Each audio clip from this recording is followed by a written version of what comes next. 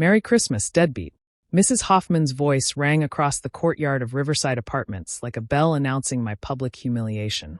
She stood in the doorway of apartment 2B, my apartment for the past 3 years, wearing a red sweater that made her look like a malevolent Christmas ornament, watching with obvious satisfaction as the sheriff's deputy carried my belongings to the sidewalk. "Maybe next time you'll pay your rent on time," she added, her voice dripping with the kind of cruelty that comes naturally to people who've never faced real hardship themselves. I wanted to explain about the bank error, how my automatic payment had been delayed by their system upgrade, how I'd called the bank on Monday morning and been assured the payment would process by Tuesday, how I'd tried to reach Mrs. Hoffman and her husband Carl to explain the situation. But it was Christmas Eve, snow was starting to fall on my possessions, and I had more immediate concerns than defending myself to people who had already decided I was just another irresponsible tenant trying to dodge rent. "The late fee is still due," Carl Hoffman added, emerging from the building with a clipboard and the self-important air of a man who had never missed a power trip. $200 plus court costs. You can mail it to our office. 2 days. I had been 2 days late on rent due to a bank processing error, and they had evicted me on Christmas Eve without a moment's hesitation. No consideration for the fact that I'd never been late before. No acknowledgement that I'd been a model tenant who had improved their crumbling apartment with my own money and labor. No basic human decency about the timing.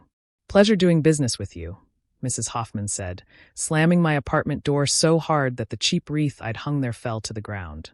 I stood on the sidewalk in the December cold, looking at my life scattered across the concrete. My couch, my books, my grandmother's rocking chair, my laptop.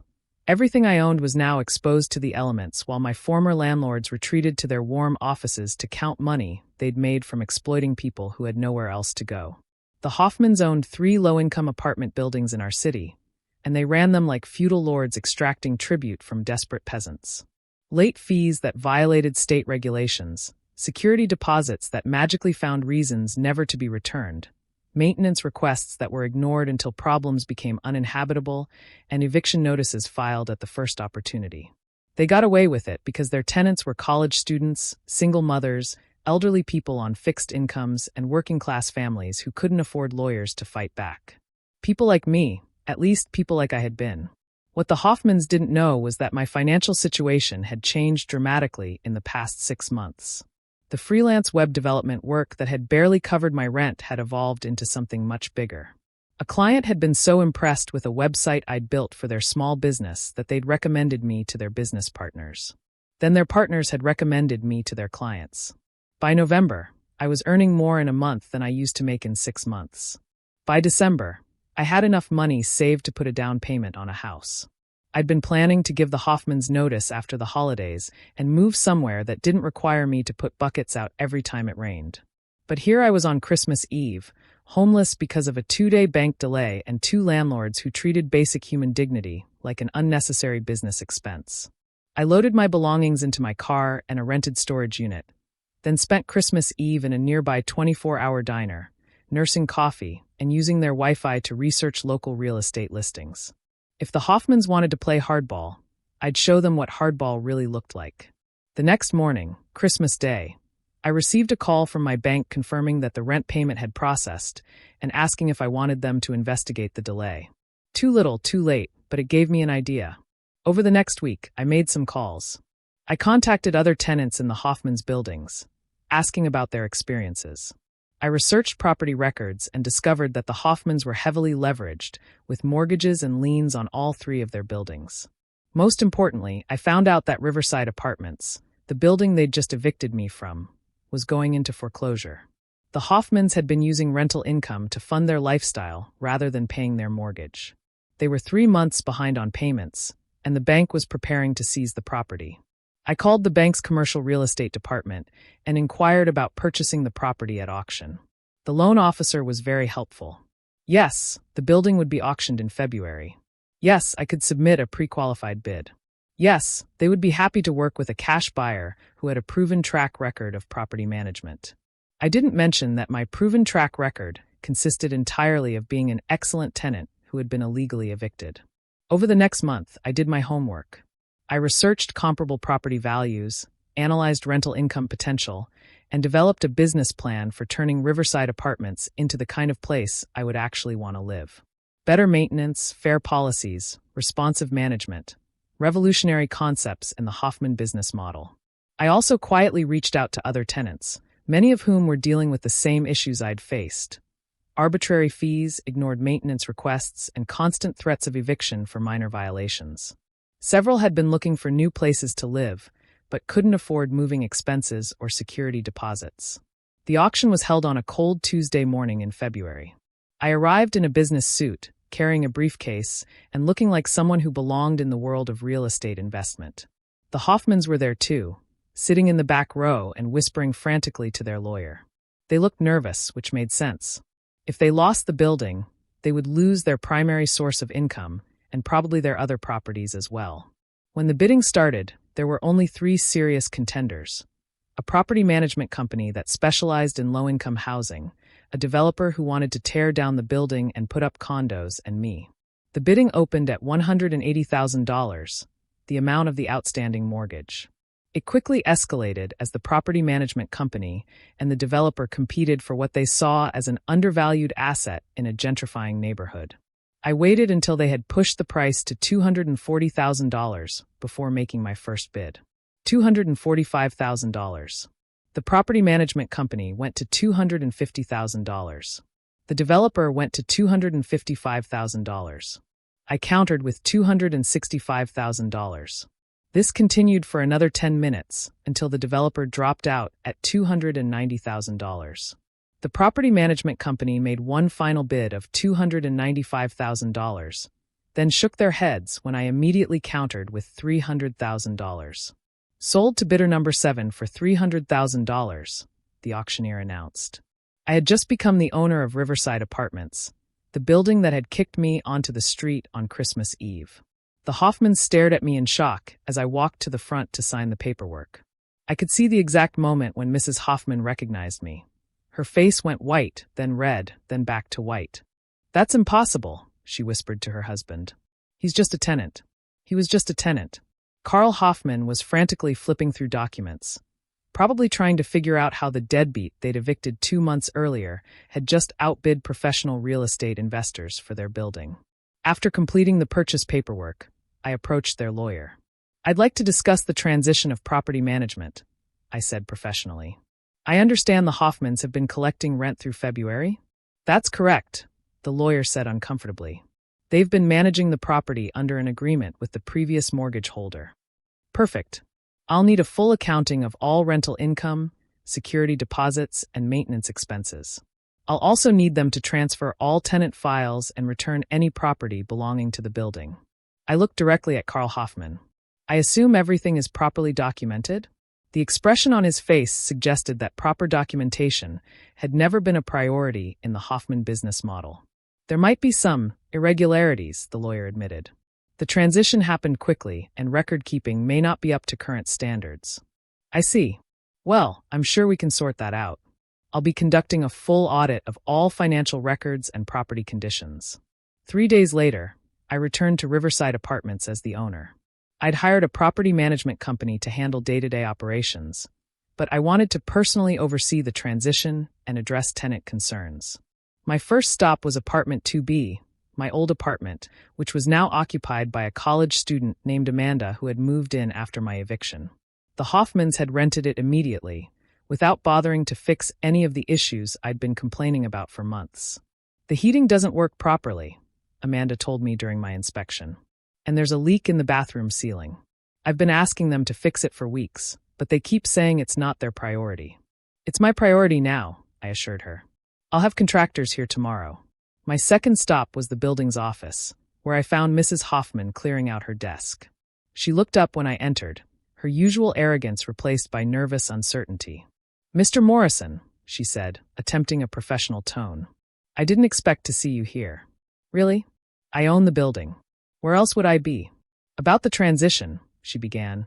"I want you to know that we've maintained this property to the highest standards." "Mrs. Hoffman," I interrupted gently, "I lived here for 3 years. I know exactly what standards you maintained." She fell silent, probably remembering every maintenance request she'd ignored, every arbitrary fee she'd charged, every threat she'd made. However, I continued, I'm not interested in dwelling on past property management decisions.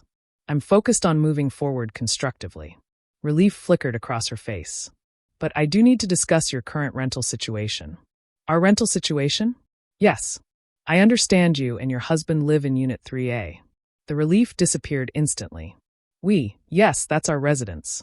And according to these records, I said, consulting the files I'd inherited with the property, your rent is 3 months overdue. $2,400 plus late fees. Mrs. Hoffman's mouth opened and closed like a fish gasping for air. There must be some mistake, she finally managed. We're the landlords. We don't pay rent. You were the property managers for the previous owner, I corrected her. As part of your compensation, you were provided with below-market rate housing. But that arrangement was with the bank, not with me. I handed her a formal notice that my lawyer had prepared. This is a standard 30-day notice of rent adjustment. Your new rent will be $1,200 per month. Still below market rate, but fair for the unit's condition. The $2,400 in back rent, plus late fees of $400, is due immediately. You can't do this, she protested. We've been managing this property for 5 years. And now I'm managing it. Mrs. Hoffman, you taught me an important lesson about the relationship between landlords and tenants. You showed me that housing is a business transaction, not a personal relationship. You demonstrated that financial obligations must be met promptly, regardless of circumstances. I smiled the same cold smile she'd given me on Christmas Eve. Maybe next time you'll pay your rent on time. The irony was perfect. The woman who had thrown my belongings onto the sidewalk for being 2 days late due to a bank error was now 3 months behind on her own rent with no excuse except her assumption that rules didn't apply to landlords. This is revenge, she said, her voice rising. You're doing this because of what happened in December.